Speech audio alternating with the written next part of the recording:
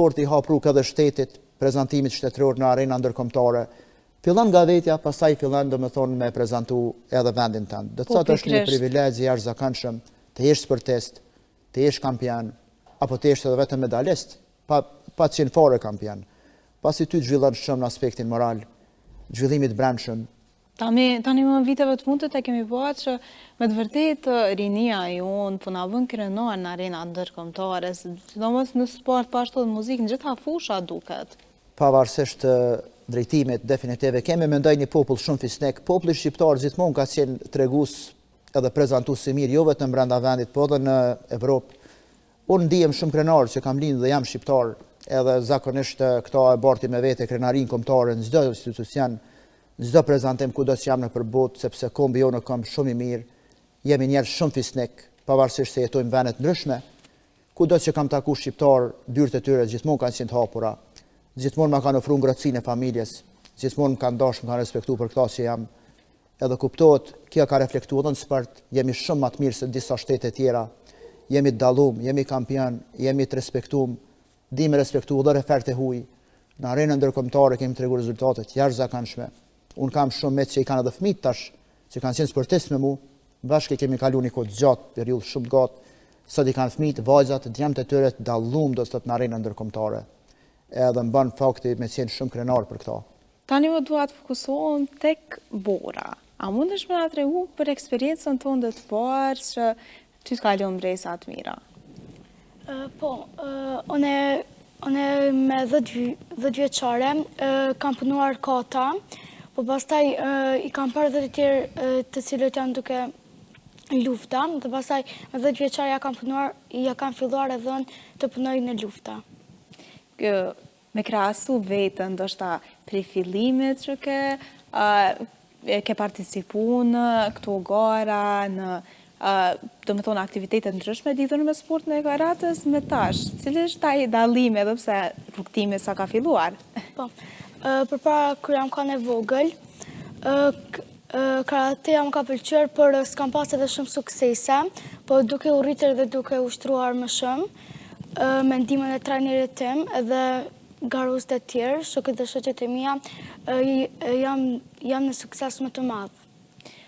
Jo, duket se mbështatni njëri tjetrin, pra goxha shumë jeni vu si një familje. Po. Gëtuar, deshta më fokusu edhe një herë të këtë. Po, cilat janë ato vështirësitë më të mëdha në këtë sport? Sepse i përmendëm anë pozitive, por edhe ato vështirësitë se cili çdo gjë në jetë ka. Patjetër, ne realisht zhvillimi i shpirtit luftarak, karateja do thotë është ma shumë është një traditë dhe art, pastaj është sport. Nga ana ime si mjeshtër i karates, kam pa disa sfida, do me thonë ndër vite, cilat kam kalu si sportist, cilat janë, do të thotë, ndër vite ndryshojnë. Unë kur kam operu si sportist në Kosovë në vitet 2002 deri në 2008 apo 10, në atë kohë Kosova nuk ishte shtet. I pavarur, do thotë, ende nuk ishte shpall shtet i pavarur me pavarësinë që e fituam edhe shpallëm 2008-ën.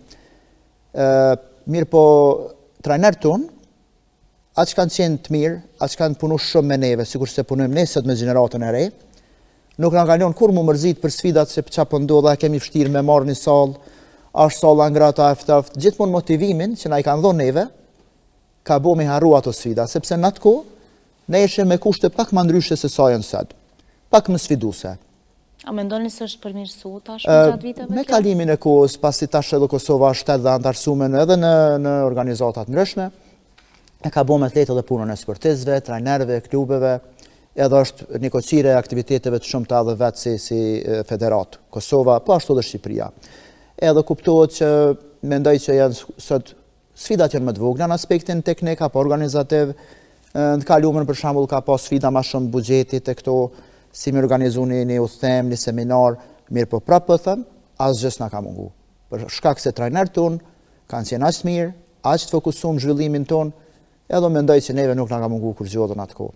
I kemi të i kalu sfidat bashkë, edhe ja kemi dalë me kur suksese si në vend, ashtu në regjion. Pikërisht. Tek pjesa e lëndimeve janë këto ndoshta më të ralla, më të shpeshta? Pikërisht edhe lëndimet janë pjesë e sportit. Kjo është një sport, pra duhet me kuptu edhe prindrit, në këtë rast edhe ne si trajner, po dhe studentët, ky është art marcial, pra është sport luftarak. Gjithmonë mundet me pas lëndime, gjithmonë mundet me pas zgjatje të muskujve, sepse lëvizjet janë high performance movements, si quajmë në anglisht lëvizjet performancës lartë. Pra ka lëvizje aq shpejta sa që ndonjëherë thuhet me veten si komujt me bukët lëvizje aq shpejt. Kur e shet xhirimin apo videon, sidomos në kata ku jem specialist tonë në këtë rast, ka lëvizje të shpejta në performancë të lëvizjes që ti thu si mujta me realizu. Edhe aty mund me ndodh vendimet hiç pa kundërshtar. Po ashtu gjatë luftimit në komite, që është tjera disiplinë, mund të ketë goditje nga pakujdesia, nga forca e teprume, edhe mundet me marrë lëndime garusi si ngara, po ashtu edhe gjatë stërvitjes.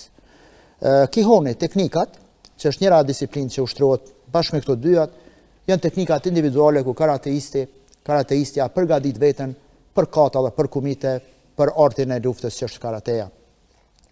Edhe aty mundet me pas, për arsye se edhe aty ka dinamik lëvizjeve shumë të shpejta, që kërkohet me i bo mënyrë sakt, precize, në kohë dhe në hapësirë. Mendoj që lëndimet janë të parandalueshme kur ti bën ngrohje të mira para fillimit të aktivitetit, përdor një dietë ushqimore të mirë që mbështet aktivitetin muskular dhe mendor, edhe ki një orar gjumit të rregullt si sportist, edhe ki një performancë fizike të mirë dhe dalluar dhe të përgatitur për sfidat e karates.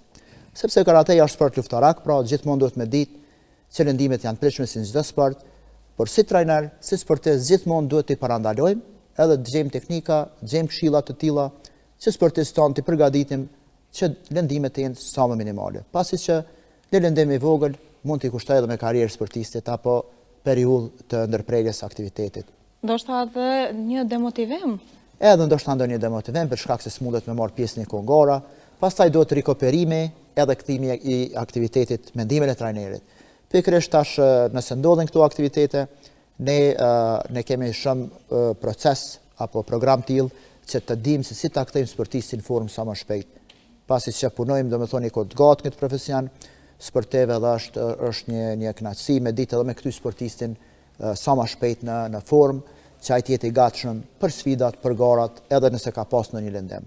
Pikërisht e përmendëm edhe regjimin ushqimor, që është diçka goxha e rëndësishme. Natyrisht, për shembull, po nista nga vetja, nanat tona shqiptare kanë shumë kështu talent kuzhinën, edhe është shumë interesant se unë shpesh nanës time iki nga ushqimi për arsye se ka disa kalori të tepruara në ushqim, që unë ndoshta ju kam kujdes atyre, si që janë ëmbëlsira të ndryshme këto, më thoni kam largu krejt ëmbëlsinat prej përdorimit që një kohë gjatë,